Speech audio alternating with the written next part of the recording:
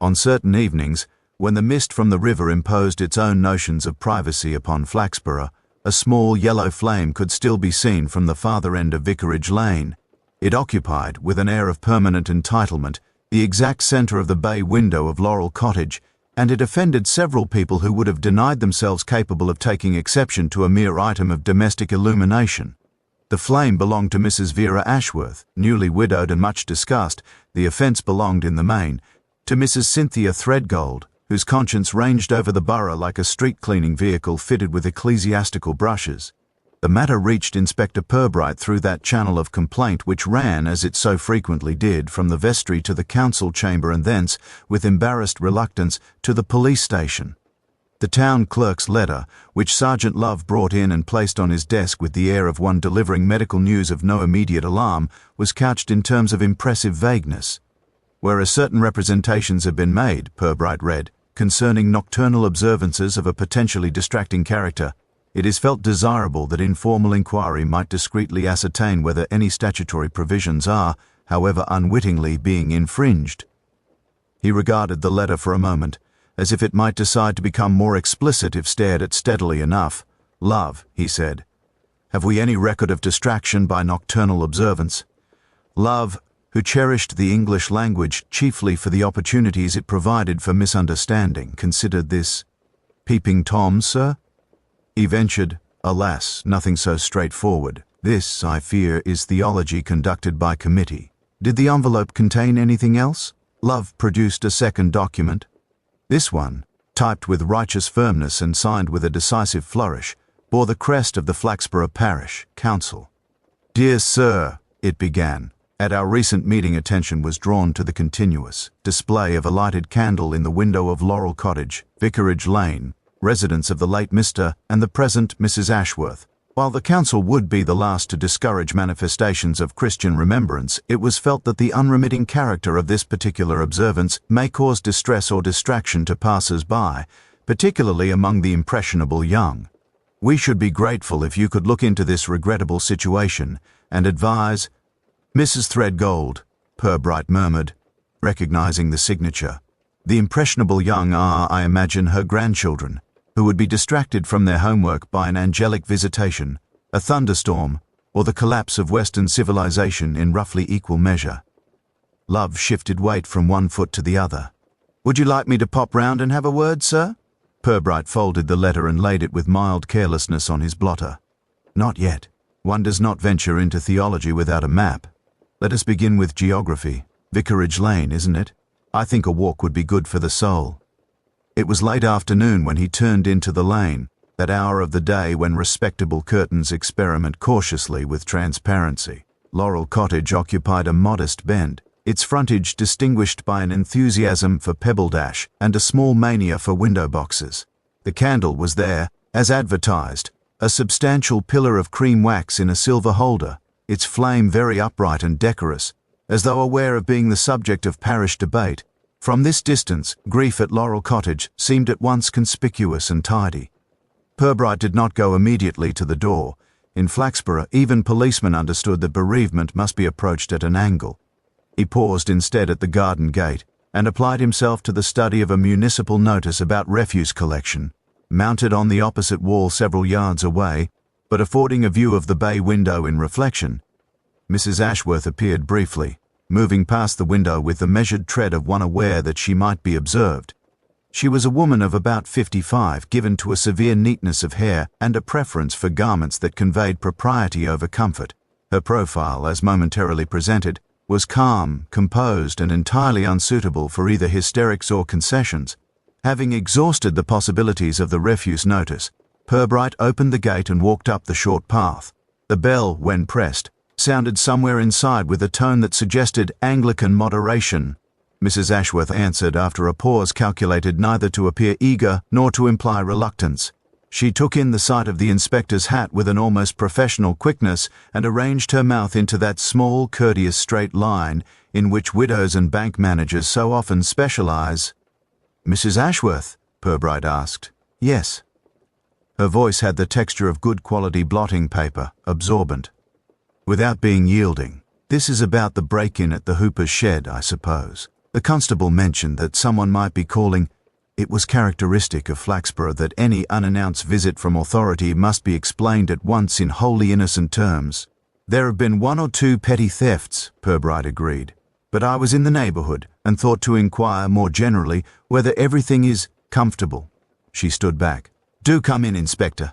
I am as comfortable as one may reasonably claim to be under the circumstances. The front room into which he was shown possessed that air of having been recently improved for inspection, which one associates with rented accommodation and funerals.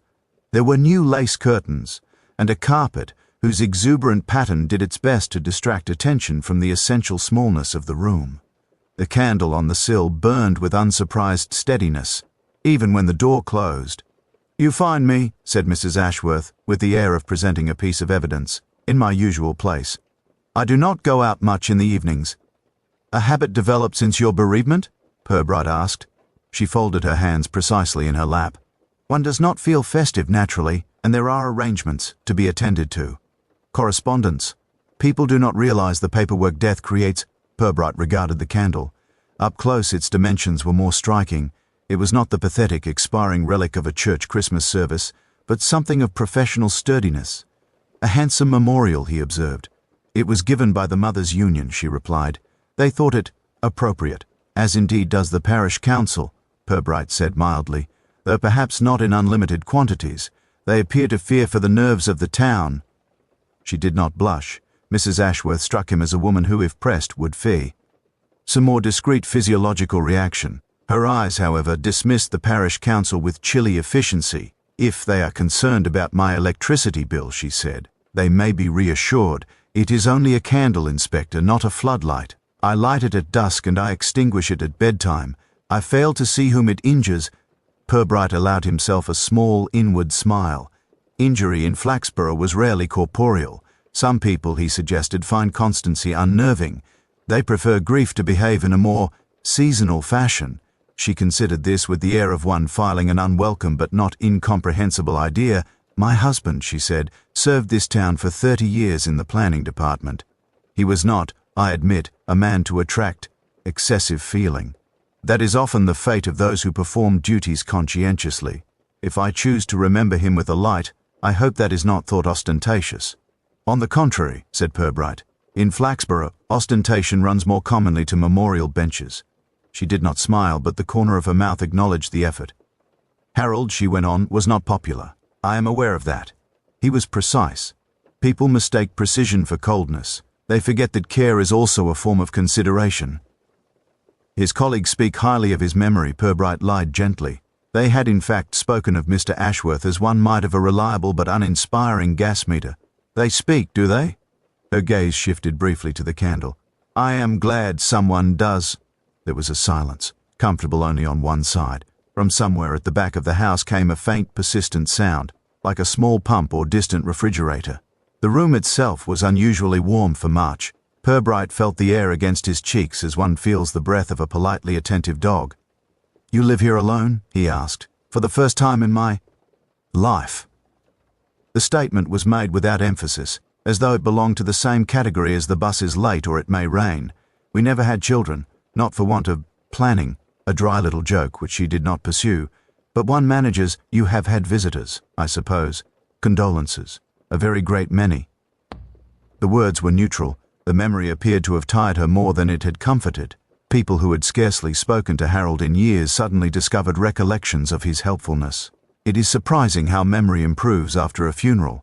The town council among them? She tilted her head a fraction. There was a letter from the chairman. Very correct. Mr. Bramwell even enclosed a cheque towards expenses. I returned it. My husband did not serve for money beyond his salary. Purbright let this pass into the air where it joined other unclaimed remarks. You have kept on his study? He asked. Her hands tightened infinitesimally. I cleared it, she said. Paperwork becomes oppressive. My brother helped. The room is now a small sitting room. There is no need to make a museum of a man's habits. He nodded. A museum would indeed have been out of place in Laurel Cottage, which seemed more disposed to fresh starts than to preservation. The faint mechanical hum went on, unembarrassed. Your candle, he said, in a tone of apology one reserves for domestic criticisms. It burns very steadily. Some might say remarkably so. "It is sheltered," she replied. "The bay protects it, and I am not given to flinging doors about." He rose, accepting that for the moment the matter could proceed no further. "I am obliged to you, Mrs. Ashworth. If anyone should trouble you about the candle, you may refer them to me. Until such time as Parliament legislates for the correct duration of bereavement, I think you are within your rights." She accompanied him to the door. As he stepped out, he allowed himself a last glance at the silver holder.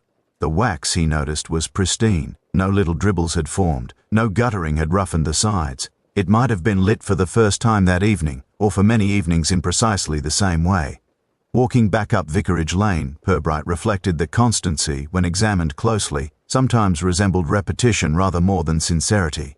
The flame at Laurel Cottage, so piously commended and cautiously condemned, had about it not merely devotion but organisation. Somewhere behind the lace and the pebble dash, he suspected, the light owed less to wax than to arrangement. Inspector Purbright discovered, not for the first time, that death rarely removed a man entirely from the municipal payroll. The late Harold Ashworth, whose demise had been certified, filed, and minuted with appropriate solemnity, continued to exert a small but irritating presence at Flaxborough Town Hall. It was visible to the properly attentive eye, in the way certain clerks lowered their voices when his name was mentioned. It was present in the slight untidiness of the planning department's correspondence trays, as if a paper system accustomed to his devotion had not yet learned to manage without it. It lingered, too, in the faint air of relief that clung to some of his former colleagues, like incense from a funeral service one has secretly enjoyed. Purbright and Sergeant Love made their way along the upstairs corridor toward planning, past framed photographs of former mayors, whose expressions suggested that public service had been something done to them, rather than by them. Love carried a small notebook. He always did in Town Hall, where truth tended to appear only in fragments, and usually in committee minutes. Miss Peacock, departmental secretary, rose from her typewriter with the prim haste of a woman who suspected she might be about to be helpful in an official capacity. She was slight, efficiently dressed and carried about, like a perfume, the settled conviction that nothing would run properly if she were not there to see to it. "Inspector," she said, smoothing a non-existent crease on her skirt, "I had not expected the pleasure today. Is there something amiss?" "Not in a dramatic sense," Purbright replied. "My inquiries are of a purely retrospective nature. We are revisiting certain matters connected with Mr. Ashworth." "Ah." Miss Peacock's lips compressed almost imperceptibly, as if someone had invoked a particularly tedious agenda item. "Well, of course, we were all very shocked. It was so sudden. One becomes accustomed, you know, to certain fixtures. To the furniture of public life," Purbright suggested. "Exactly." She brightened slightly, recognizing a comfortable phrase. "Mr. Ashworth was extremely reliable. If dullness may be counted as a virtue, he possessed it in abundance." "His widow appears to think otherwise," Purbright said mildly. "She maintains a continuous memorial to him. A candle." Miss Peacock's eyebrows rose. "Oh. I cannot imagine Harold encouraging extravagance, even in posthumous illumination. He kept a careful account of council light bulbs." Love shifted his weight. "Did Mr. Ashworth seem himself in the weeks before he died, Miss Peacock?" She hesitated. There was, in that pause, the faint crackle of paper being mentally consulted. "He was more preoccupied than usual," she said at last. "Stayed late. Requested older files, very old files in fact, planning approvals from the 70s. Most people prefer to forget that decade, Inspector, particularly in architecture. Were particular developments of interest to him?" Purbright asked.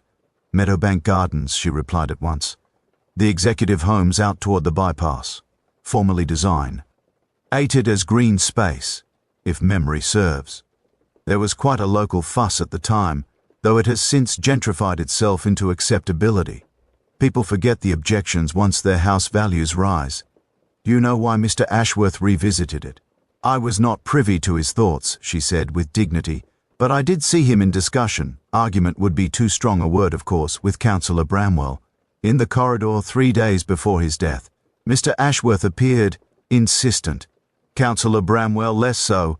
Purbright filed this away and asked to see Ashworth's desk. It had the undisturbed air of official bereavement. Drawers neat, pencil sharpener aligned, no personal photographs, no clue that anyone had ever been fond of him." Love examined the filing cabinets. "They've been gone through," he murmured. "Not recently, just very thoroughly." Miss Peacock overheard as she was intended to. The department conducted an inventory, she said, following Mr. Ashworth's passing. One must establish continuity. There were some discrepancies. Missing files? Purbright asked. Some older planning folders could not be located, she admitted. I prepared a memorandum which was duly noted by the chief clerk. It was, I believe, regretted. That is usually the end of such matters. Do you recall which folders? Several relating to Meadowbank Gardens, she said, and one or two others. It was all rather historical. People prefer not to rake over the past. It untidies things. Purbright thanked her and requested copies of the inventory and the memorandum. Miss Peacock, relieved to have done all that could reasonably be expected, resumed her typewriter with renewed vigor, striking the keys as if they represented small civic misbehaviors being brought to order. In the corridor again, Love ventured natural causes, sir, yet missing files, and a counsellor who finds old PLR. Nenning approval's an awkward topic. Nature, Purbright said, is frequently assisted in its timing by human impatience. Let us speak to Mr. Wainwright.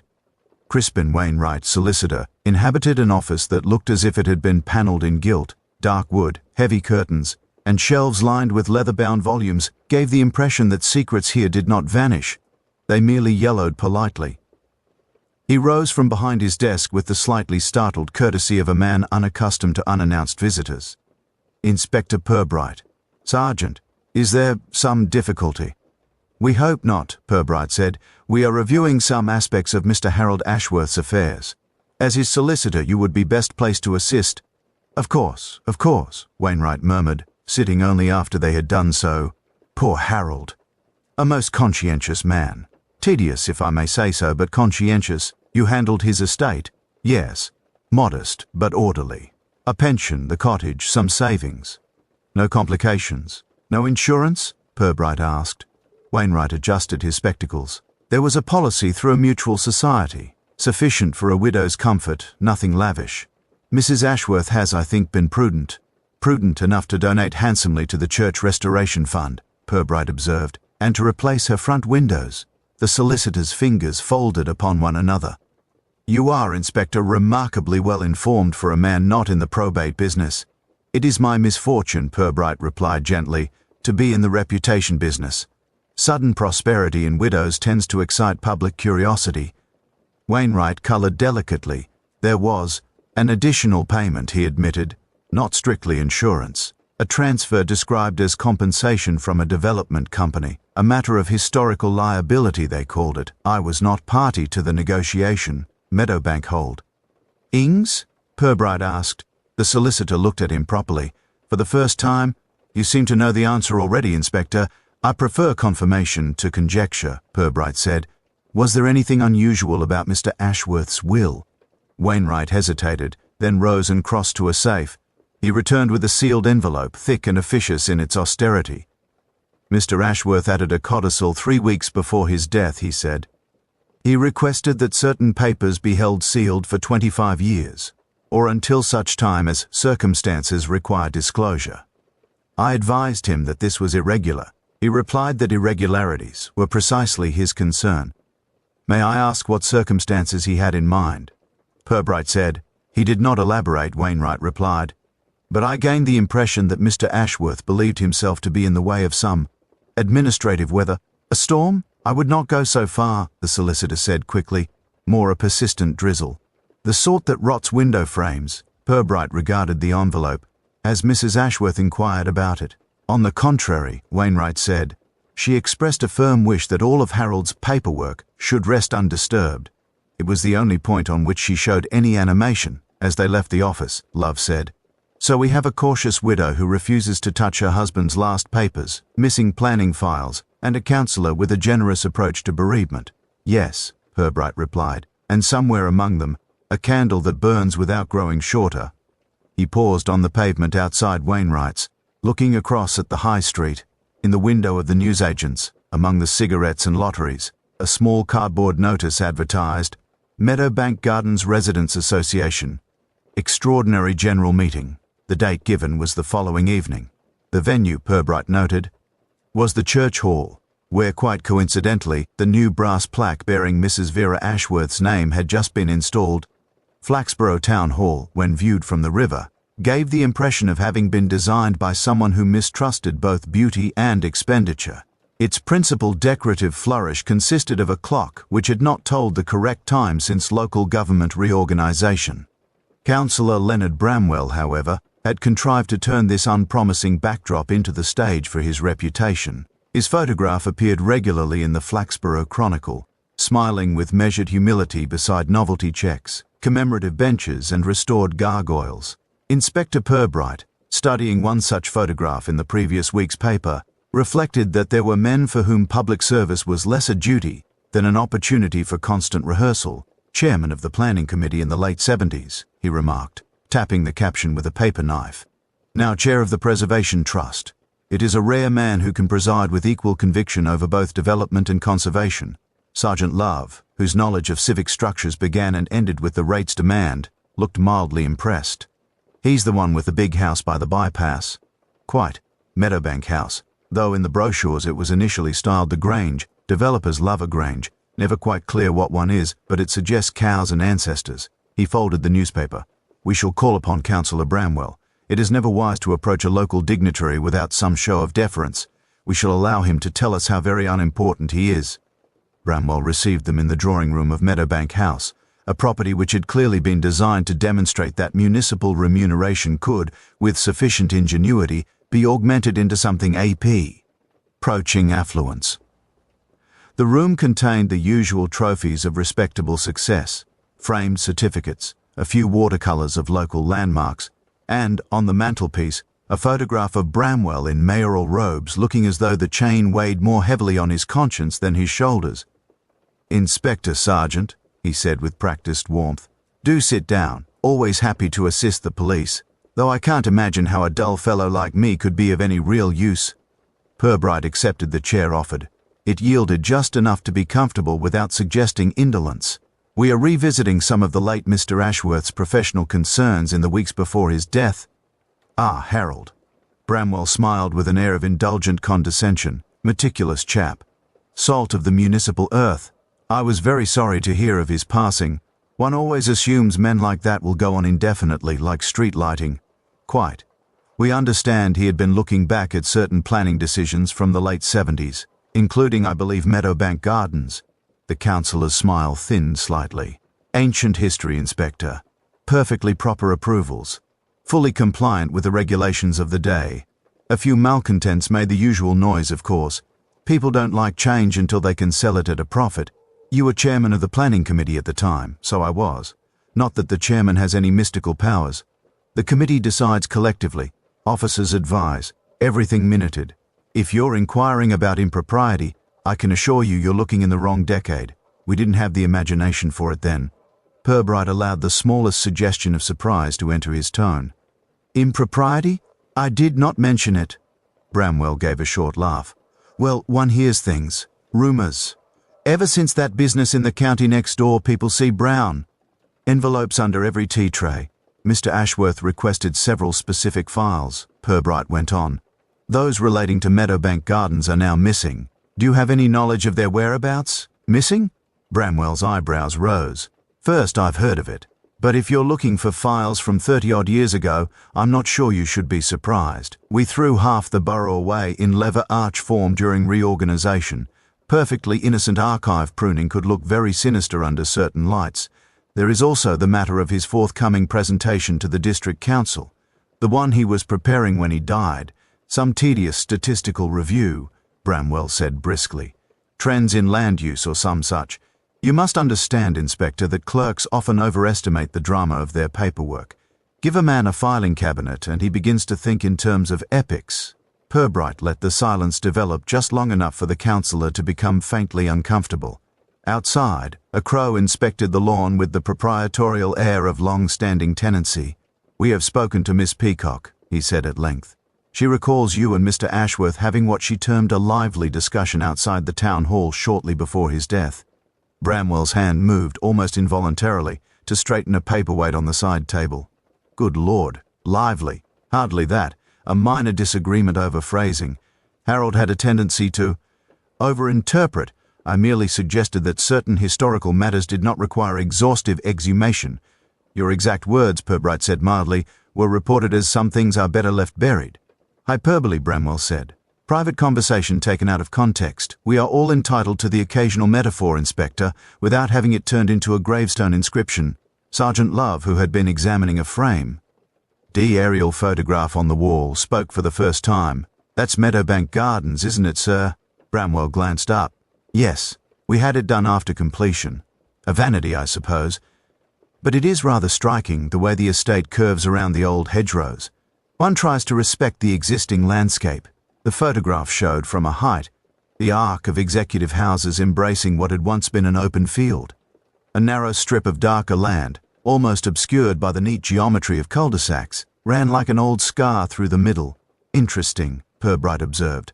"The development seems to stop quite abruptly along that line." "Drainage," Bramwell said quickly. "Beyond that, the ground was unsuitable without expensive works.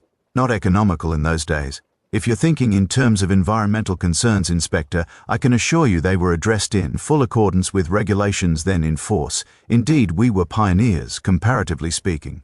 "We shall, of course, be checking the environmental reports," Purbright said. "I'm sure you will. Though I must say, if the police are now taking an interest in soil samples from 1978, it suggests crime in Flaxborough has reached a most gratifyingly low ebb." There was, Purbright noted, just enough humour in the remark to render it technically civil, and just enough edge to make it clear that further inquiry would be unwelcome. They concluded their visit with the usual exchange of courtesies. Bramwell accompanied them to the door, pausing to indicate, with modest pride, a recently installed sundial in the garden, dedicated to community endeavour. Its Latin motto informed the observer that time, while it might appear to stand still, was in fact engaged in continual judgment. As they walked back toward the town, Love ventured an opinion. "He's very sure of himself, sir. Confidence is a cheaper construction." "Material than honesty," Purbright said. "Developers find it extremely versatile. You think he knows more than he's saying. I think, Sergeant, that Councillor Bramwell is a man accustomed to believing that anything which happened under his chairmanship must by definition have been proper. It is one of the consolations of public office." They stopped briefly on the bridge, where the river, sluggish and brown, reflected a distorted version of the town hall clock tower. "Do you recall," Purbright asked, "the increases in Mrs. Ashworth's bank balance following her husband's death?" "Yes, sir. Regular pension, a modest insurance policy, and that additional transfer you asked me to note, came from a company account, Meadowbank Holdings. A compassion payment, according to Bramwell," Purbright said, "to assist the widow of a valued employee." Love frowned. "But Mr. Ashworth worked for the council, not for him." "Quite." They stood for a moment in silence, watching a swan advance with sullen dignity against the current. "There's a curious thing," Purbright added, more to himself than to Love. "Meadowbank Holdings did not, strictly speaking, exist in the late 70s. It was incorporated considerably later, when Councillor Bramwell diversified his interests. Yet it now appears to be administering benevolence for sorrows whose origins lie during his earlier activities." "Does that matter, sir?" "It may mean nothing more than restless accountancy," Purbright said. "Still, I find myself wondering whether some things, rather than being better left buried, have been carefully landscaped over." As they turned back toward the station, the afternoon sunlight caught briefly on the windows of Meadowbank House in the distance. For an instant, the reflection resembled a row of small, steady flames. In any reasonably ordered town, there exists at least one office where the curtains. Wainwright resumed his seat, the three-letter exhalation containing recognition, resignation, and a modest hope that the disturbance might be brief. A sad business, though not, if one may say so, entirely unexpected. Mr. Ashworth gave the impression of being excessively conscientious. Such men rarely die in hammocks. "You acted for him?" "For many years. Wills, minor conveyances, the usual domestic legalities." "Harold was an ideal client. He read every clause and objected only to extravagance in punctuation." Purbright produced his notebook with the air of someone retrieving a handkerchief rather than a weapon. "His estate was modest, I understand." "Quite. A small pension, some savings, Laurel Cottage and its contents. No investments of any daring. The will left everything to his wife naturally." "Naturally," Purbright echoed. "And yet Mrs. Ashworth appears lately to have adopted a rather more expansive style of widowhood than her circumstances might have predicted." Wainwright frowned with professional delicacy. "You refer to modest structural improvements to the cottage, new windows, a conservatory in embryo, a notable donation to the Church Restoration Fund, if the parish newsletter is accurate, which, in matters of benefaction, it generally is. The solicitor moved a paperweight a fraction of an inch, considered the adjustment, and then moved it back. Mrs. Ashworth has, I believe, benefited from a small insurance policy connected to her late husband's employment. I was not directly involved in that transaction.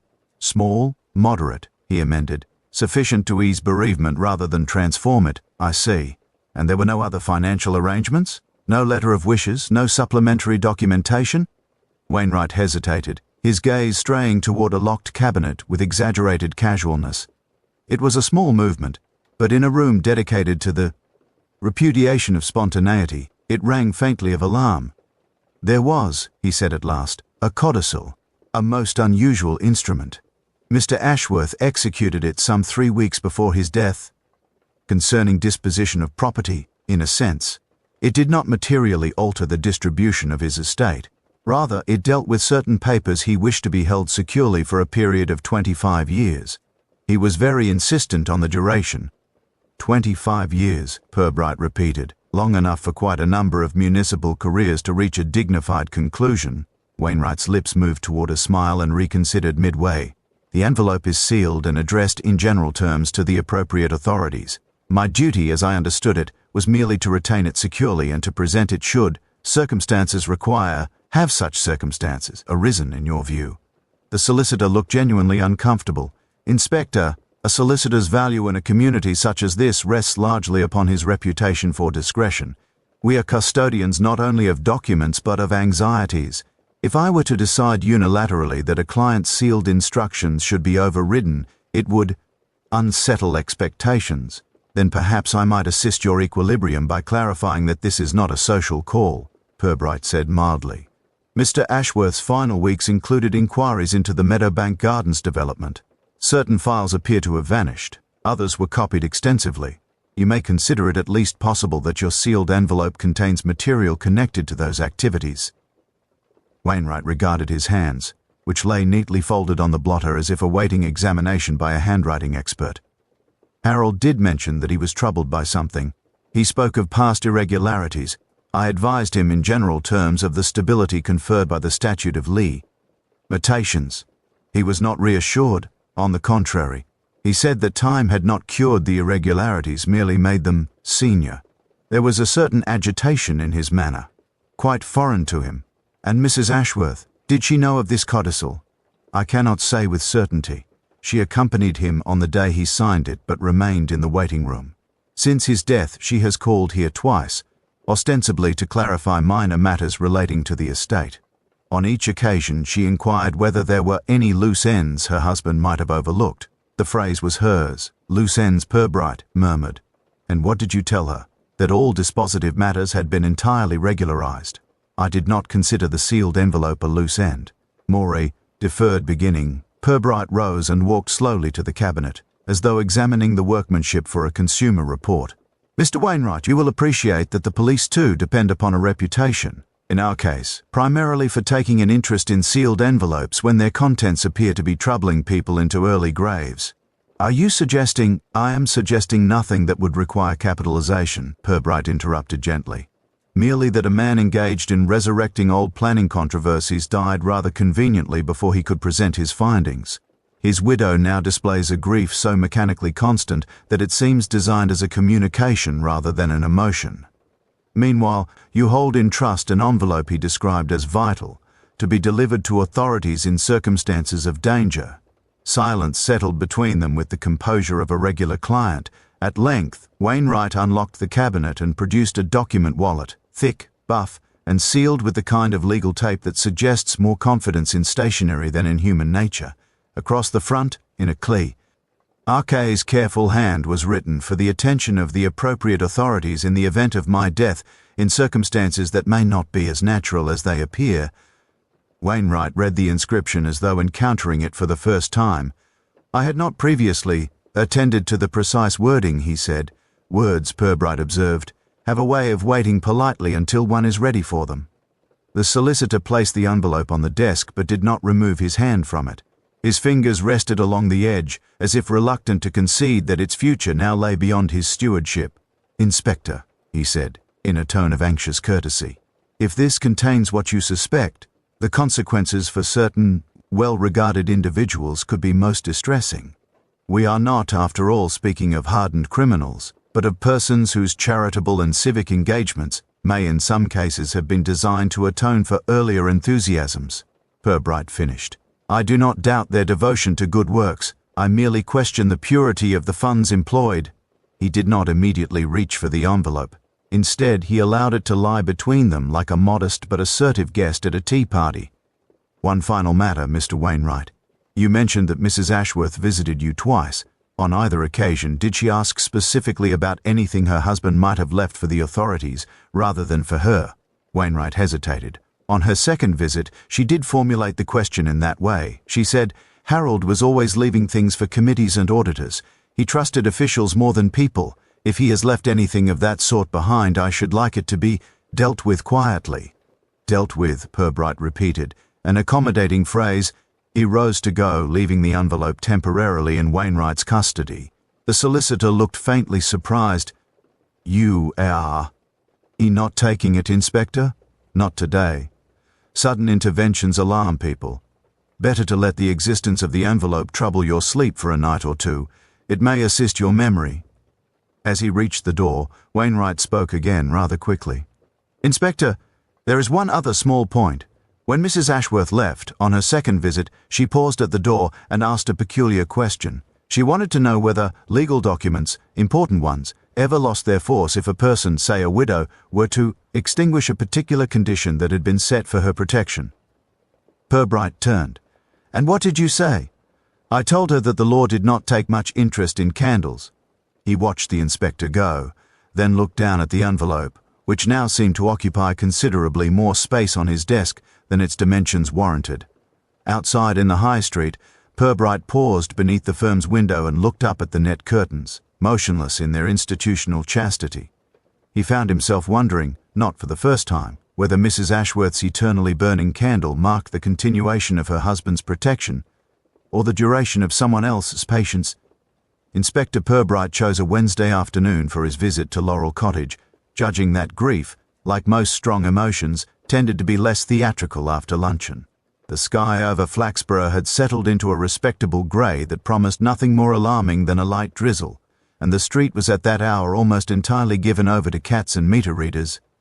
Laurel Cottage appeared much as before, lace curtains irreproachably laundered, brickwork newly pointed, front path swept with an attention that suggested either pride or nervous energy. The candle still burned in the bay window, a small, persistent sun in a room otherwise shaded. It seemed to watch the street with an unblinking eye. He rang the bell. After a brief pause in which he heard the measured movement of feet in the hallway and the discreet closing of an inner door, Mrs. Ashworth opened to him. She wore black again, but of a more practical fabric than deep mourning usually demanded. The dress looked as though it might survive both the washing machine and eternity. "Inspector Purbright," she said, with the calm of someone who does not regard police visits as unprecedented. "Do come in. You will excuse the state of things. I have been reorganizing." Purbright glanced past her into the hall. It was extremely tidy. "I shan't detain you long, Mrs. Ashworth," he said. "We have been making general inquiries among householders, in connection with some rather unambitious shed break-ins. It seemed sensible to include you, a most considerate formality," she replied, with only the faintest suggestion that the explanation might be thin. "Please step through to the sitting room." The room into which she escorted him possessed that peculiar over-furnished neatness achieved when one removes a man but leaves his possessions. The armchair that must have been Mr. Ashworth's stood slightly askew from the rest of the arrangement, like an absentee committee member, whose place was still formally reserved. There were no newspapers, no scattered spectacles, no abandoned mugs. Grief at Laurel Cottage had evidently been accompanied by a comprehensive tidying. The candle, installed centrally in the bay, burned with a curiously assertive steadiness. Its cream-colored bulk rested in a silver holder that bore a faint institutional air. "Would you care for tea, Inspector?" she asked. "It seems appropriate since I have just made some for myself. People imagine widows take no refreshment, but the body continues perversely to require it. Tea would be very welcome, thank you." While she was in the kitchen, Purbright moved no more than politeness allowed. yet enough to obtain a slightly altered view of the mysterious memorial. From this angle he could see that the base of the candle did not sit quite flush upon the saucer of the silver, but was raised a fraction, as if on some concealed mechanism. The flame itself was unnaturally constant, untroubled even when the hall door had opened. When Mrs. Ashworth returned balancing a tray, he resumed his place in the chair nearest the hearth with the air of someone who had not moved at all. "You will take milk?" she asked. Harold always did. He said it moderated the tannin. "I shall follow Mr. Ashworth's precedent." She poured with the unhurried care of a woman who has declined to let widowhood disturb her wrist. Her hands were steady, only the skin about her mouth, faintly pleated, suggested any inward strain. "You have been troubled by no prowlers, I hope," he said. "Shed doors rattled in the night, that sort of thing." "I am an unambitious target," she replied. "My late husband did not hold with the modern accumulation of machinery. We owned no power tools." Harold was of the view that if one could not manage a task with hand implements, the task should probably be left undone. "Sound municipal thinking," Purbright murmured. She inclined her head as if to accept a compliment intended for the departed. "You will forgive my asking, Inspector, but is my candle in any way connected with these inquiries? One or two people have hinted that it attracts attention." "The candle has certainly attracted notice," Purbright conceded. "Flaxborough is a town much given to observing the windows of its neighbours. Some have been moved by its constancy. Some," she said with a precise little smile, "have been irritated." "Not everyone," Purbright agreed, "finds other people's grief aesthetically pleasing." She took this without offence. "I do not maintain it for aesthetic reasons." "No," he said, "I imagine not." There was a small silence while China negotiated saucers. The candle flame regarded them with unblinking composure. "Your husband," Purbright began, "was, by all accounts, a man of order. In all things," she said. "Including his death, one might almost say. He had arranged his papers, his accounts, his desk. The doctor calls it a heart attack, but I sometimes think Harold simply concluded his employment here and wished not to leave loose ends." Purbright watched her carefully. "Loose ends can be troubling. They offend the conscientious," she replied, "and they invite interference from the imaginative. I have no taste for either." He let that settle. "Did Mr. Ashworth speak to you about his work in those last weeks? It appears he had taken an interest in older planning decisions." Her expression did not change. Precisely, it adjusted itself, as a blind might tilt to admit or exclude light. "He mentioned research," she said. "He liked to feel he was still improving matters. That was his weakness, you know. Harold believed procedures could be perfected. He did not allow sufficiently for the human element." "In what respect?" "The capacity of others to be annoyed by integrity. You must have encountered that, Inspector. People talk about high standards, but they do not welcome being measured by them." "Quite often," Purbright admitted. "And were you annoyed, Mrs. Ashworth, by my husband's integrity?" "I was accustomed to it." She stirred her tea with unnecessary attention. "When one has lived 30 years with a man who insists on reading the instructions on jam jars, one either leaves or becomes philosophical. It must have been a shock, losing such a methodical presence." "Oh yes. Matters fall oddly quiet. People call, of course. They bring pies. They talk about what a good man he was and how valuable his work has been, and how much he loved the town. It becomes difficult, after a while, to remember what they all said about him while he was alive." Purbright allowed himself a small, sympathetic sound that could be interpreted variously. "You have had practical support as well as pies, I believe. The annuity from the Meadowbank Benevolent Fund, for instance. Generous for a clerk." Her eyes met his for the first time fully. They were not tearful, they were alert. "You have been thorough, Inspector. Harold would have approved. Councillor Bramwell appears to take a benevolent interest in the widows of municipal servants." "Councillor Bramwell," she said very mildly, "has always taken an interest in what might be called the judicious distribution of comfort. Was your husband comforted by him?" Harold found him energetic. He said energy in a man of business was like heat in a boiler. It made one nervous unless one knew precisely where the pipes led. Purbright smiled faintly. "Did Mr. Ashworth confide in you about his concerns?" "Men of Harold's type do not confide," she said. "They annotate." "Ah, in what sense?" "They make notes, they compile lists, they create cross-references, while other husbands bring home flowers. They bring home duplicated memoranda for your perusal over supper." "Did he bring any home in those last days?" "He brought home anxiety," she replied. "The papers," he said, "were safer at the office. One cannot mislay a filing cabinet." He, though, was capable of mislaying himself in his own worries. "And you, Mrs. Ashworth? Have you mislaid anything since?" She looked at him for a long moment. "I have mislaid the comfort of ignorance. Beyond that, I do my best to keep my affairs in order." "I noticed," Purbright said lightly, "that your memorial candle is most efficiently designed." Her hand, reaching for the teapot, paused a fraction of a sec.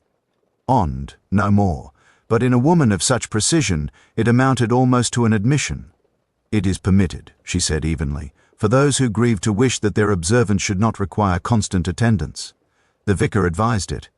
"Did he indeed?" He remarked that my arthritis would not thank me for climbing on chairs to adjust curtains and candles. "The apparatus is quite common in churches, I understand. Gas-fed. The appearance of sacrifice without the inconvenience of replacement."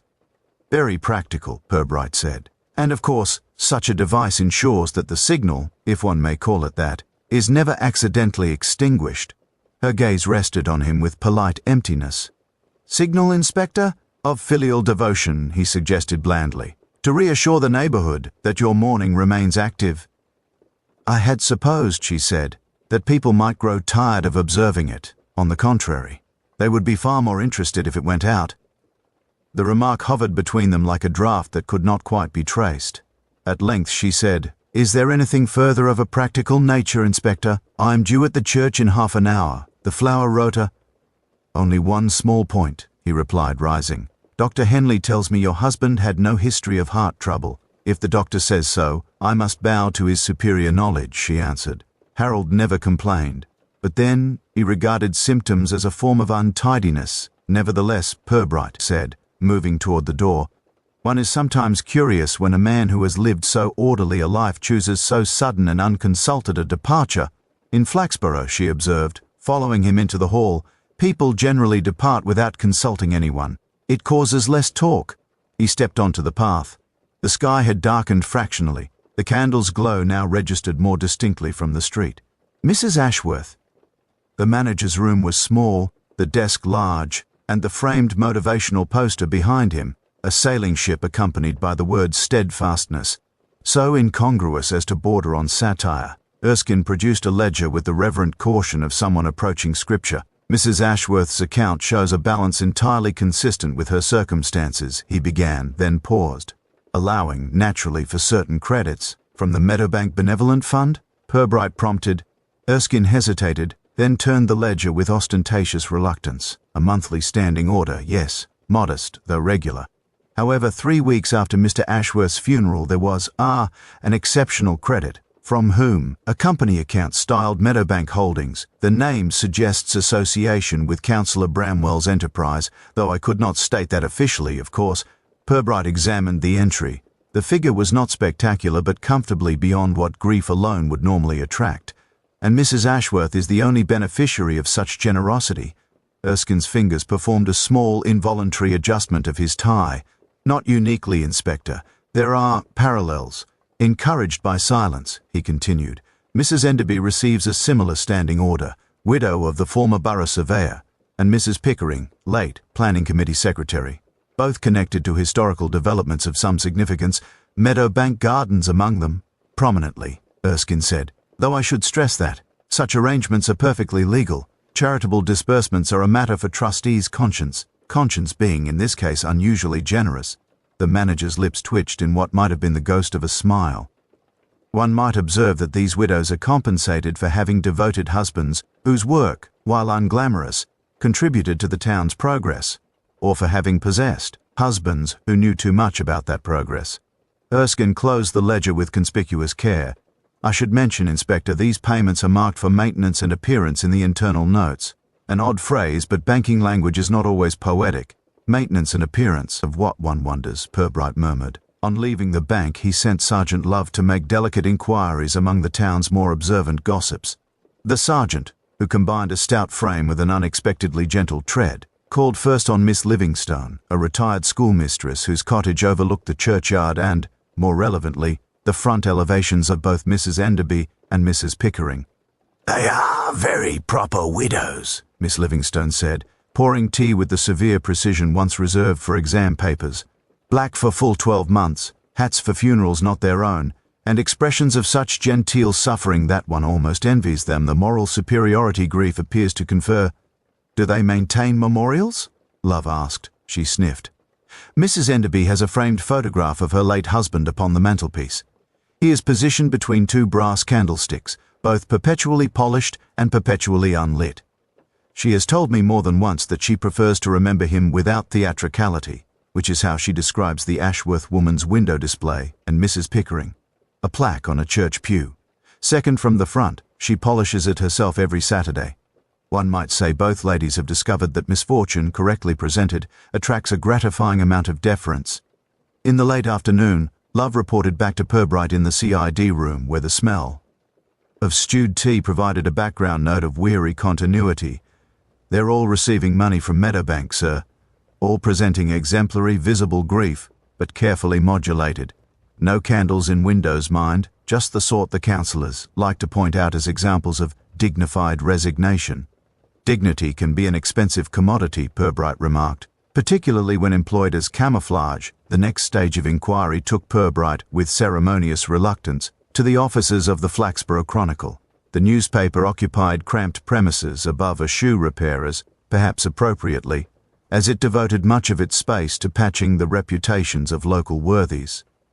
Mr. Mortlake, the editor, greeted him with a mixture of civic pride and editorial unease. If this is about that little paragraph on the memorial candle, Inspector, I assure you it was written with the utmost respect. Human interest, you know. Readers appreciate visible emotion. I'm not concerned with your coverage, Purbright said mildly, though it was instructive. What interests me is your advertising account with Meadowbank Holdings, particularly their involvement with charitable appeals. Mortlake brightened slightly. Ah yes, their benevolent arms sponsors our Flaxborough in Mourning feature. Notices at reduced rates for bereaved families of municipal employees. Very public-spirited. They also underwrite the church roof appeal page. Councillor Bramwell understands the value of associated goodwill. I imagine certain widows feature regularly. Oh, indeed. Mrs. Ashworth's candle has had 2 mentions. Mrs. Enderby wrote a moving letter about her late husband's devotion to drainage surveys. Mrs. Pickering contributes little spiritual reflections for our Thought for the Week column, all terribly edifying. Do these ladies submit material spontaneously, or is there encouragement? Well, Mo, Artlake admitted, the wording occasionally arrives typed on Meadowbank letterhead, with a note suggesting which widow might care to sign it. Saves them the trouble, I suppose. When Purbright returned to the station, Sergeant Love was contemplating a small pile of parish newsletters with the wary fascination of a man confronted by a foreign literature. They're all over these, sir, Love said. Mrs. Enderby chairs the flower rota. Mrs. Pickering writes up the vestry notes. Mrs. Ashworth has just funded a new altar cloth, in grateful memory. Their names are like a chain running through every column. Chains, Purbright observed, serve both decorative and restraining purposes. He spread the newsletters on the desk, aligning them with the bank's information. A pattern emerged with reluctant clarity. Each widow had stepped, with almost choreographed timing, into a role of conspicuous yet controlled mourning. Each had acquired a modest but reliable income from the same source. Each appeared, publicly, to embody the virtues with which Councillor Bramwell now clothed his philanthropic image. Blackmail, sir? Love ventured. More sophisticated than that, Purbright replied. This is mutual insurance. The widows are paid to remain both visible and respectable. Their very piety is a guarantee that no vulgar questions will be raised about how their husbands died, or what they discovered before doing so. He paused, then reached for the most recent parish newsletter. A small boxed notice captured his attention. The PCC wishes to thank Mrs. Vera Ashworth for her continued provision of the sanctuary light, which shall burn perpetually before the altar as a token of unceasing remembrance. Purbright read the line twice. Interesting. It seems Mrs. Ashworth has acquired a taste for eternal flames. Love frowned. You think the church candle's like the one in her window, sir? I think, Purbright said, folding the newsletter with care, that some people in Flaxborough are extremely anxious that certain lights should never go out, while others must never be lit. The question is, who first suggested to a nervous widow that constancy could be engineered? The newsletter, closed now, seemed to weigh more heavily in his hand than its feeble paper justified. On its back page, tucked between an advertisement for memorial stones and a notice about choir practice, A single line announced that the Meadowbank Benevolent Fund would be reviewing its future commitments in light of prevailing circumstances. Purbright regarded the phrase for a moment longer than necessary. It appeared that somewhere, in Flaxborough, someone had decided the pattern of payments might soon require adjustment, and that, perhaps a certain candle had been burning rather too long. The warrant, when it arrived from the magistrates, had about it the faint air of apology which attaches to all official documents, that disturbed the natural sleep of provincial respectability. Inspector Purbright folded it back into its envelope with mild satisfaction and placed it in his pocket as one might a visiting card whose presentation would be socially awkward, but ultimately necessary. Mr. Crispin Wainwright received him that afternoon with the resigned courtesy of a man who had always suspected his safe would one day be required to disclose more than premium bonds and dull wills. The solicitor's office, with its faint smell of dust and furniture polish, might have been a museum of minor anxieties. Every drawer promised a little embarrassment wrapped in parchment. "You have obtained authorization, then," Wainwright said, his gaze lingering on the envelope as though hoping it might yet prove to be a subscription reminder. "I am afraid so," Purbright replied. The magistrate was persuaded that circumstances, in Mr. Ashworth's own phrase, now require attention. The solicitor took a moment to steel himself, then crossed to the steel safe in the corner. It surrendered to his key with reluctant obedience. From within he produced a large brown envelope, thick with the density of carefully assembled mischief. The writing upon it, in Harold Ashworth's precise hand, read, "To be opened only by the appropriate authorities, should circumstances require." Purbright noted the phrase with inward amusement. Ashworth had written as though confident that appropriate authorities still existed. "If you would be so good as to witness," he said. Wainwright swallowed, nodded, and broke the seal with the ceremonious distaste of a man performing a minor but necessary sacrilege. The contents slid out upon the desk in a quiet avalanche: photocopies, handwritten memoranda, and several letters whose tone could not be described as collegial. "Good heavens," Wainwright murmured, hovering like a nervous curate over forbidden theology. The first document Purbright examined was a long memorandum, neatly typed, bearing Ashworth's name and the date, 2 days before his death. It set out, with the patient fury of the meticulous, a catalogue of irregularities in the approval of several developments, chief among them Meadowbank Gardens. Objection letters had vanished. Consultation periods had been shortened without record. Environmental reports contradicted county surveys. "Mr. Ashworth appears to have been thorough," Purbright observed. "It was his only vice," Wainwright replied weakly. Further papers revealed correspondence between the planning department and Bramwell Construction, written in that particular official tone which manages to combine civility with implied menace. One letter from a junior clerk raised concerns about the bypassing of normal procedures. A subsequent note, in a different harm, in sharper style, instructed that the matter be regarded as closed. Pinned to the back of the memorandum was a sheet headed, in Ashworth's careful script, "Names of those who know." The list was short: Bramwell, Enderby, Borough Surveyor, Pickering, Committee Secretary, 1 or 2 councillors whose reputations now functioned primarily as obituary material. Against some names, Ashworth had added brief comments, reluctant, compromised, not to be trusted. Beneath these lay a page of more personal writing, addressed but not sent. "My dear Vera, if you're reading this, it will mean that caution failed me, or that other people's need for silence proved greater than mine for accuracy."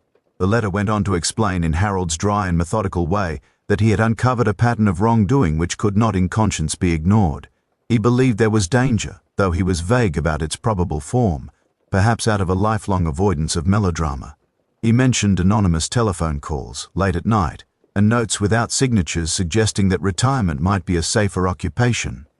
"If anything should happen to me suddenly," the letter continued, "you are to do nothing, make no accusations, accept whatever assistance is offered. There will be conditions, in the form of memorials and silence. Obey them. The candle will be your guarantee that they think you compliant.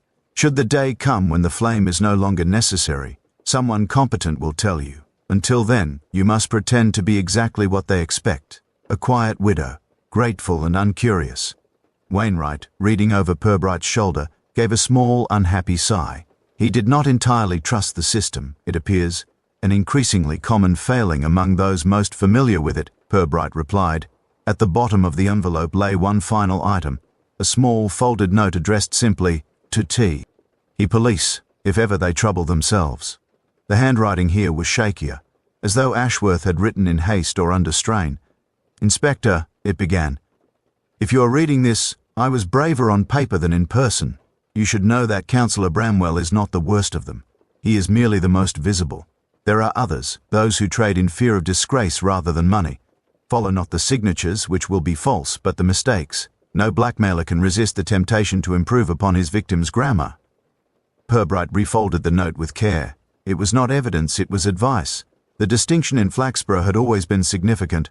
"I suppose," Wainwright said, attempting a professional tone, "you will now proceed against Councillor Bramwell." "Proceed is perhaps too energetic a word," Purbright answered. "We shall ambulate discreetly in his direction." The solicitor hesitated, then spoke more quietly.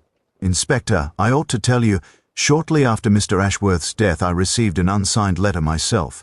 It suggested that my handling of a charitable bequest some years ago had been administratively creative. It recommended strongly that I consider whether any sealed documents in my keeping really required opening." "And did you?" Purbright asked. "I did not, until now. But it seems someone believed I might, and regarded the possibility as worth discouraging. Outside, Market Street went about its business with the serene indifference of a town that had long ago accepted the cohabitation of small virtue and carefully managed vice." Purbright, standing on the pavement, watched a funeral cortege move past toward the church, its mourners walking with the subdued relief of people whose obligations were now clearly defined. He wondered, not without professional curiosity, how many sealed envelopes and quiet threats lay behind the lace curtains and respectable mortgages of Flaxborough. Harold Ashworth, clerk, had attempted to set fire to a small jungle of shared compromises. The town had responded with money, memorial candles, and a suffocating layer of silence. Walking back to the station, the inspector took from his pocket the folded note about grammar and blackmail. It was, he reflected, an odd compass with which to navigate civic corruption. Still, in a landscape where everyone spoke the language of propriety, even a misused apostrophe might prove directional. That evening, as he dictated a summary for the case file, his pencil paused over the phrase, "anonymous threatening letters." The word letters seemed suddenly less neutral than before, carrying with it not only menace but style. Someone in Flaxborough, he realized, had been composing fear with a certain pride of authorship. The formal interview room at Flaxborough Police Station had been decorated, if that is the word, in a style that suggested the county architect believed criminal tendency could be discouraged by exposure to neutral paint. Councillor Bramwell sat at the small table in the centre of this ascetic environment, a diminished version of the expansive figure who had smiled from so many parish newsletters and charity brochures. He had dressed for the occasion in what appeared to be his second-best suit, the one reserved for funerals and unsuccessful grant applications. The silk handkerchief in his breast pocket had developed a visible sag. Inspector Purbright entered with a folder whose unhurried thickness conveyed more threat than any raised voice might have achieved. Sergeant Love followed and took his place against the wall, where his silence acquired an almost architectural quality. "Thank you for attending voluntarily, Councillor," Purbright began, in a tone that managed to be both courteous and devoid of flattery. "It permits a more comfortable conversation than certain other arrangements might require." "Always happy to help the police," Bramwell replied, though the cheerfulness had acquired a brittle edge. "Public duty and all that. This is merely a formality, I take it?" Purbright opened the folder with the ceremonious care of a man unwrapping something he already knew the contents of. Photocopies, letters, and Ashworth's meticulous memorandum lay before him like exhibits at a discreet civic inquest. "Our interest," he said, "concerns the Meadowbank Gardens development, certain associated planning decisions, and the subsequent financial arrangements made with the widows of municipal officers involved. I propose we go through these matters in order." Bramwell's eyes settled on the top sheet, a letter on old borough-headed paper bearing his own early signature and a tone of barely veiled impatience. "I see Harold's been busy," he murmured. "He always did have a fondness for paperwork." "Mr. Ashworth," Purbright said, "left a sealed envelope for future attention. It contains, among other items, copies of documents no longer present in the official files, objection letters which vanished, environmental reports replaced by more accommodating versions, correspondence from your office encouraging flexible interpretation of consultation deadlines." The councillor's fingers arranged themselves into a steeple, a gesture he had previously employed to indicate reflective wisdom at committee meetings. Now it looked more like scaffolding. There was nothing illegal, he said. Untidy, perhaps. Expedient. You must understand, Inspector, local government in the 70s existed in a world of improvisation. Everyone did it. That may prove a popular defense, Purbright observed. But let us set legality aside for a moment and talk about motivation. Why were 3 minor officials, all in late middle age and moderate health, so consistently unfortunate once they began revisiting old planning matters? Coincidence, Bramwell said promptly. Stress, no doubt. Men who had spent their lives in tidy little offices suddenly handling the idea of scandal. It can be quite disorienting. Indeed, Purbright replied. As I imagine can regular payments from your property concerns to their surviving spouses. The councillor's gaze flickered toward Love, who was examining the far wall with the detached interest of a man reading an invisible notice. Compassion, Bramwell said. Nothing more. They were not well provided for. The council pension scheme is a disgrace, and the conditions attached to these acts of charity, Purbright prompted. The requirement that the widows maintain visible memorials, the insistence on appropriate tributes in windows fronting public roads, very elaborate philanthropy. It encourages respect, Bramwell said. Community spirit. The young see such devotion and are reminded that service to the town is valued. One notices, Purbright said mildly, that the devotion extends precisely as long as the disbursements continue. Mrs. Ashworth's candle, for example, has been engineered to burn without diminution. A most durable grief. There was a pause during which the distant clatter of a typewriter from the outer office acquired unusual significance. Bramwell shifted in his chair, the silk handkerchief surrendering further into collapse. If you're suggesting blackmail, he said at last, you have it precisely the wrong way round. I was the one being coerced. Purbright looked, if anything, more interested. Too elaborate. Bramwell reached into his inside pocket with slow deliberation, producing an envelope that had survived repeated handling. He slid several folded sheets across the table. The paper bore the wounds of multiple foldings, the typing, though. Neat, was emphatic to the point of hostility. The first letter read, You will ensure that Mrs. V. Ashworth is not left destitute by your past arrangements. Failure to do so will compel us to share certain historical irregularities with the proper authorities, including, if necessary, the press. Some reputations are too fragile to endure scrutiny. They began arriving, Bramwell said, 3 weeks after Harold's funeral, sent from different postboxes, all in town. Same typewriter. No signatures, naturally, but whoever wrote them had access to considerable detail. They quoted minute references, internal codes, even personal remarks I'd made during meetings. Things only someone on the inside could have known. You complied, Love observed. I had no choice. You must appreciate, Inspector, that my public role depends entirely on the perception of integrity. One anonymous letter in the local paper, one whisper at a council meeting, and 30 years of service, whatever its flaws, would be reduced to a headline. I did what any sane man would do when faced with that kind of... He hesitated over the word. Pressure. Purbright examined the subsequent letters. The tone was brisk, unfailingly polite, and increasingly directive. A memorial candle in the front window will be an appropriate sign of enduring grief and of your continued generosity, one suggested. Another, you will extend similar consideration to the widow of the former borough surveyor. It would be unfortunate if your concern appeared selective. Curious, Purbright said. Most blackmailers prefer cash at once and invisibility thereafter. Yours seem to have developed an interest in parish aesthetics.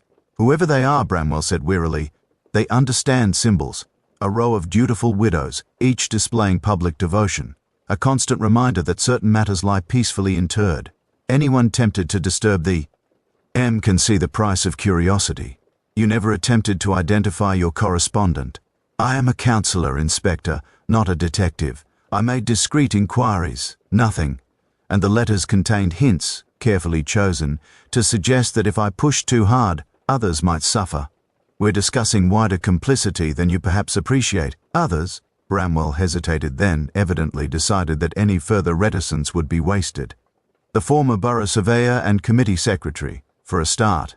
But there were additional beneficiaries. Quiet planning officers. A doctor who signed a certificate perhaps more readily than he might have. The arrangement spread gently over the years like damp. No one thought of themselves as corrupt, merely pragmatic. Purbright closed the folder. Your situation, counsellor, is unenviable but not unique. Respectable men frequently find that compromise arrives in installments rather than as a single dramatic opportunity. The first, small convenience, proves remarkably hard to distinguish from the last. As they rose, Bramwell spoke again, the bravado quite gone from his voice. "Inspector, if you intend to pursue this, you should look more closely at the widows themselves. Some of them have adjusted to their circumstances with entrepreneurial zeal. Sentiment in this town can become quite a tactical resource." Later, in his office, Purbright spread the anonymous letters across his desk, while Love watched with the respectful gloom of a man observing a particularly complex jigsaw. "Anything strike you, sir?" the sergeant asked. "Several things," Purbright said. "The references, for one. They quote committee minutes accurately but improve the original punctuation. Our correspondent is unable to resist editorial correction, like Mr. Ashworth's note," Love recalled, "about following the mistakes, not the signatures." "Precisely." Wright tapped the margin of one letter, where a comma had been inserted in an otherwise unremarkable sentence. "Whoever wrote these disapproves of sloppy grammar even while orchestrating extortion. A curious moral hierarchy." He reached for a recent parish newsletter lying on the corner of his desk. The latest issue contained a long letter to the editor deploring deteriorating standards of public expression in council notices. Sentences had been carefully annotated with suggested improvements. The signature at the bottom read, "Yours faithfully, Mrs. Millicent Enderby." Purbright regarded the juxtaposition of anonymous letters and signed complaint for several moments, during which the typewriter in the outer room resumed its stolid clatter. "It seems," he said, more to himself than to Love, "that at least one of our widows has been expressing her grief with rather more fluency than she pretends." Dr. Henley's surgery stood on the corner of Orchard Lane and the bypass, a low modern structure whose architecture suggested that illness could be discouraged by sufficient exposure to beige brick and laminated notices. Inside, the waiting room resembled a training area for controlled anxiety, outdated magazines, a fish tank of uncertain vitality, and a prominently displayed sign advising patients that verbal abuse of staff would not be tolerated, however traditional it might be. Inspector Purbright and Sergeant Love were shown directly into the doctor's consulting room, thus bypassing the usual limbo of coughs and resentful silence. Dr. Henley rose from behind his desk, with the careful dignity of a man who believed that good posture might yet redeem medical practice from the indignities of the National Health Service. "Inspector," he said, extending a hand, "I take it this is not a routine health check." "Merely a follow-up consultation," Purbright replied. "We are revisiting the circumstances surrounding Mr. Harold Ashworth's death. 6 weeks is enough time for recollections to settle into something more precise." Henley resumed his seat, folding his hands with professional gravity. He was of that age where the hairline's retreat had become a fait accompli, rather than a subject for optimism. His expression, however, suggested an active internal debate between professional propriety and personal discomfort. "I have already provided a full account," he said. "Mr. Ashworth died of myocardial infarction. There were clear risk factors: age, stress, long-standing hypertension. No suspicious circumstances at the time." "At the time," Purbright repeated mildly.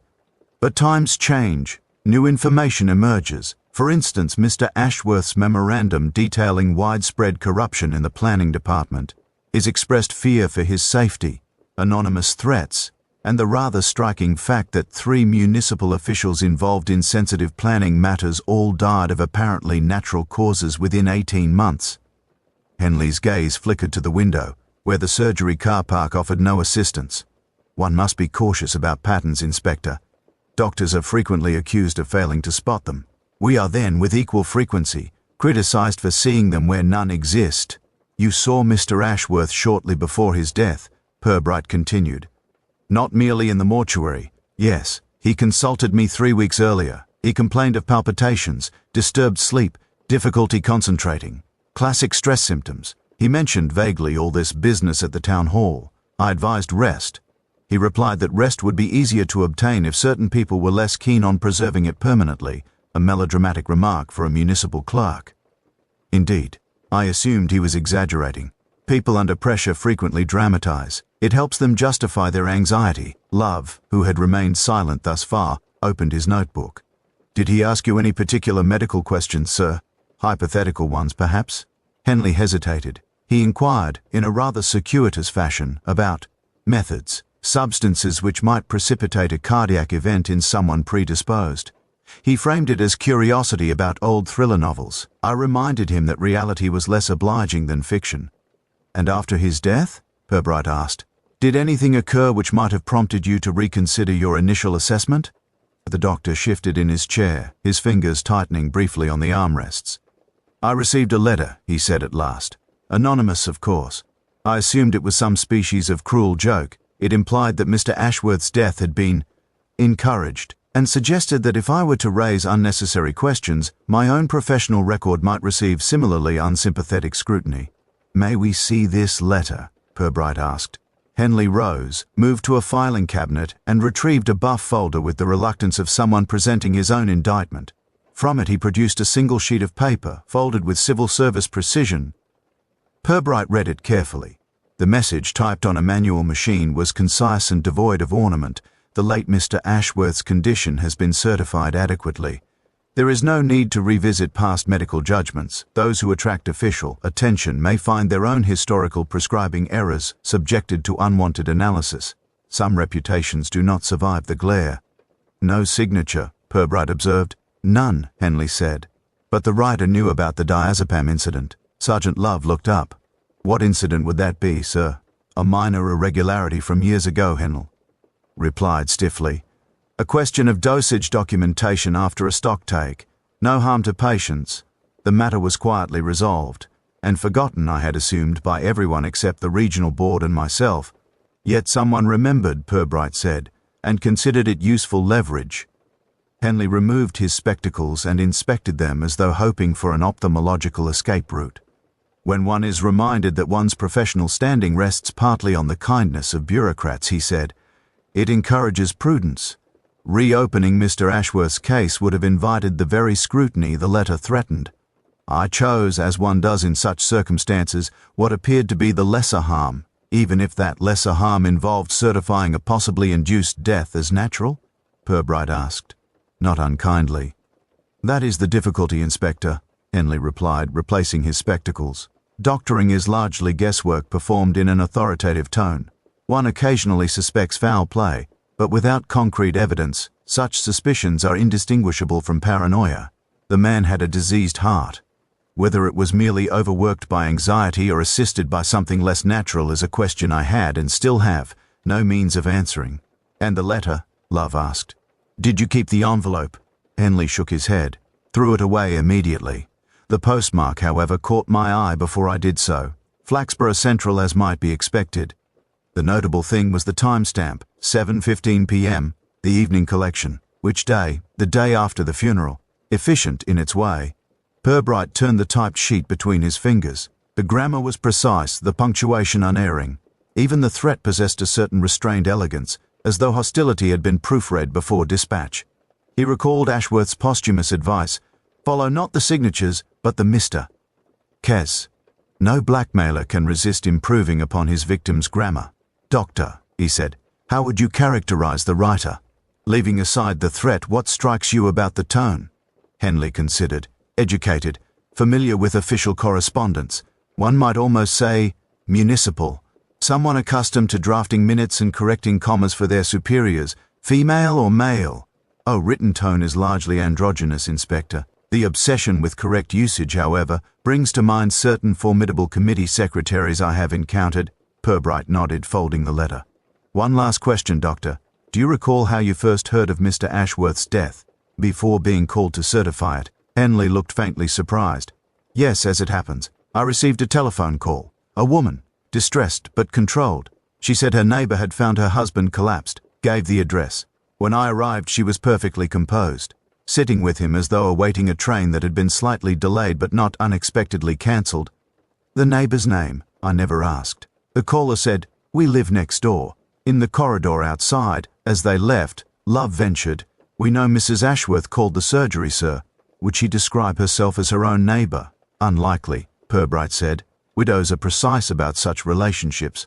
No, I imagine the neighbor was quite real and helpful. Mrs. Enderby lives 2 doors from Laurel Cottage, does she not?" "Yes, sir. 2 doors and a lifetime of committee work." They emerged into the late afternoon, where the light had thinned to that washed-out quality which makes even honest buildings look slightly disreputable. Purbright slipped the anonymous letter into an envelope of his own, marked it, and handed it to Love. Have this compared with Bramwell's letter. Same machine, different content. If our blackmailer is as fond of consistency as of correct subjunctives, the type will betray them. People who tidy other people's grammar rarely resist leaving a recognizable mark of their own. As they crossed the car park, the surgery blinds twitched almost imperceptibly. Whether this was a nervous patient checking for witnesses or the doctor himself reconsidering his contribution to the truth was impossible to say. In Flaxborough, curtains and consciences moved with comparable discretion. The question now was not only who had written the threats, but who had first decided that official death could be improved with a few carefully chosen words and a well-timed silence. By the time Inspector Purbright left Dr. Henley's surgery, the afternoon had subsided into that non-committal grey peculiar to Flaxborough, neither threatening rain nor promising improvement. It was the sort of weather in which decisions could be postponed indefinitely, without anyone feeling they had quite lost their nerve. Purbright, however, had reached the unwelcome conclusion that certain postponements were no longer possible. At his desk, he spread before him 3 items that did not belong together, but had clearly chosen to associate: the threatening letter to Bramwell, Dr. Henley's blackmail note, and a copy of the council auction record showing the purchase of 3 redundant imperial typewriters by one Mrs. Agnes Enderby of Meadowbank Gardens. The same neat error appeared on each letter: the fastidious correction of a plural, the precise use of the subjunctive, the anxious tidying of other people's grammar.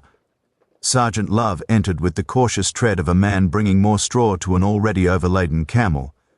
"Mrs. Enderby, sir," he reported. "Home, gardening clothes but tidy with it. Said she'd be only too pleased to assist with any civic matter, provided it didn't involve committees. A woman after my own heart," Purbright murmured. "Let us not disappoint her." Meadowbank Gardens, viewed in daylight, wore its respectability like over-polished plate. The houses stood in 2 rows of earnest brick, each with its compulsory executive shrubbery and carefully indifferent curtains. Property that had once been green space, Purbright reflected, lent its inhabitants a particular determination not to recall its origin. Mrs. Agnes Enderby opened the door before they reached the step, suggesting either an excellent view from the front room or an established habit of anticipating callers. She was a tall woman, angular without being bony, whose gardening apron looked less like workwear than battle dress. "Inspector."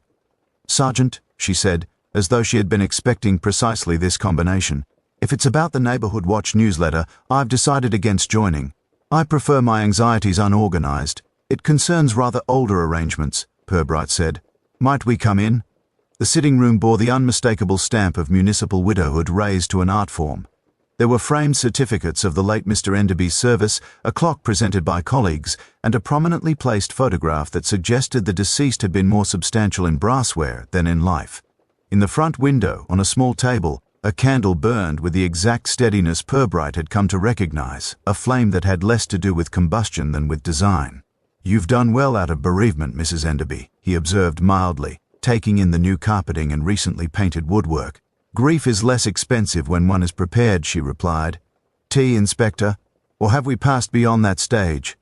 "We are never beyond tea in Flaxborough," Purbright said, "merely at varying distances from it." While she attended to the tray, Love's eyes wandered, not rudely, but with the thoroughness of a man who had been trained to notice furniture as well as corpses.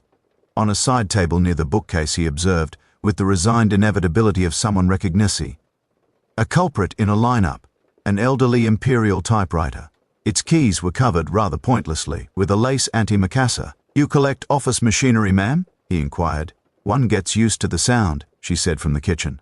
"When a woman has lived 30 years with a municipal surveyor, she either adjusts or goes mad. After my Arthur died, the house seemed indecently quiet." Purbright moved nearer the machine. A newly changed ribbon, a faint dusting of eraser crumbs, and a sheet of typing paper tucked precisely beneath the roller suggested that nostalgia was not the only purpose it served. "You were acquainted with Mr. Ashworth?" he asked as she returned with the tea. "We moved in the same administrative weather system," she said, pouring. "My Arthur admired Harold's integrity, said he was the only man in planning who could locate a file without fear or favour. Your Arthur felt others did not share that virtue." Her mouth tightened fractionally. "My Arthur believed that rules applied equally to all. Unfortunately, Flaxborough specializes in exceptions for the exceptional." And when opportunities went to others, Purbright suggested, "Your husband suffered professionally. He retired early," she said. The phrase mutual agreement was employed. The agreement was not mutual. There was a pause during which 3 teacups arranged themselves on saucers as carefully as diplomatic statements. "You have been busy since, Mrs. Enderby," Purbright continued. "Letters to Councillor Bramwell, to Dr. Henley. We believe Mr. Ashworth received similar communications before his death." She regarded him over the rim of her cup. "You credit me with an active pen, Inspector. We credit you with an excellent memory," he replied, "and access to records your husband may have brought home, unofficially, of course, the sort of documents that show who benefited from shortcut, who retired suddenly, who had their consciences bought at market rates." Her eyes moved briefly, involuntarily, toward the window where the candle burned. "Men like Bramwell took land meant to stay green and turned it into these." She indicated, with a small movement, the surrounding houses. They called it progress. When Arthur raised objections, he was invited to consider his pension. Others raised no objections and found their lives very comfortable indeed. And Harold Ashworth? He came too late. Still, he came. Her tone contained something almost resembling respect. "He telephoned Arthur once, years after, asked questions. My husband answered. He died not long after that. Arthur, I mean. The doctor said stress. Others said age. I said nothing, and when the inspecting stopped, Purbright said gently, 'You began.'" She made no reply, but her hand, resting on the arm of the chair, had curled into the precise shape of a fist. "You discovered that fear of exposure," Purbright went on, "is the one inexhaustible provincial resource. A counsellor with imaginative accounting, a doctor with compassionate irregularities, a solicitor who prefers certain documents to remain unopened. You did not threaten their lives, Mrs. Enderby. You threatened something far more sacred, their reputations." "Reputation," she said slowly, "is merely vanity granted official stationery." "Nevertheless," he replied, "it is a powerful lever." Love, who had been watching her with the intent politeness of a man listening to a particularly intricate radio serial, cleared his throat. "These candles, ma'am, the arrangement with the widows. That was you?" She considered the question as if assessing whether the answer might be worth the bother of denial. "Harold did the clever part," she said at last. "The sealed envelope. The provision that if anything happened to Vera, the documents would surface. I saw possibilities he'd overlooked. A visible memorial, soothing to the town, made an admirable indicator. As long as the candles burned, everyone knew silence was being observed, and so they paid to keep them burning. A quite sophisticated system of municipal semaphore," Purbright observed. "Yet lately, Mrs. Ashworth has shown signs of wishing to lower her flag." At this, a faint, almost imperceptible expression crossed Mrs. Enderby's face. It might have been annoyance. It might have been, less comfortably, admiration. "Vera," she said, "was never intended for resistance. Some women are content with safety. Others begin asking whether it is worth the cost." "You sent her letters too?" Love asked. "No." The answer came with some force. "She had Harold's instructions, and I had no wish to risk the envelope being opened prematurely. The others needed reminding. She needed only fear." The room, which had felt merely tidy, now acquired the more oppressive orderliness of a mind that had refiled the grievances of a lifetime and discovered how well they could be used. "And now?" Purbright asked. "Now that the envelope has been opened, the evidence secured, the pattern exposed?" She looked past him, to where the mechanically steady flame cast its small, unwavering glow on the net curtains. "Now," she said, "I suppose the town will decide which it fears more, admitting what it has been, or continuing as it is." It was not quite a confession, nor anything that could be comfortably turned into charges. She had not administered poison, merely opportunity, and watched as men of standing dosed themselves steadily on their own cowardice. "We shall need your typewriter," Purbright said, rising. She inclined her head. "Of course. It has rather served its purpose." As they stepped out into the close air of late afternoon, the estate lay around them, neat drives, trimmed hedges, in more than one window the faint glimmer of memorial light beginning to show against the dimming sky. It occurred to Purbright that Flaxborough had become, quite unintentionally, a town of lighthouses, each guiding its own small vessel of fear through the shallows of local opinion. Love paused by the gate. "Do you think she'll keep hers burning, sir?" he asked, glancing back toward the window where Mrs. Enderby's candle shone with particular firmness. Purbright considered the question longer than it strictly required. "That," he said at last, "depends on whether she has finished sending messages." As they walked away, a breeze, no more than a passing indifference in the air, touched the net curtain.